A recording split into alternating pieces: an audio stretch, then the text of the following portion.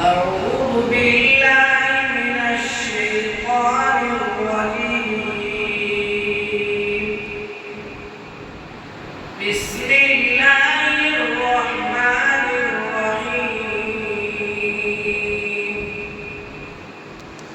أقم الصلاة لدلوك الشمس إلى غسق الليل وقرآن الفجر إن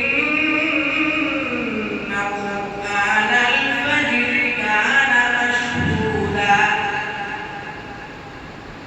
ومن الليل فتهجد به نافلة لك عسى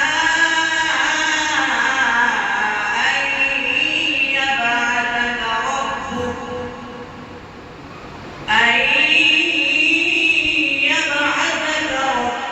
مقاما محمودا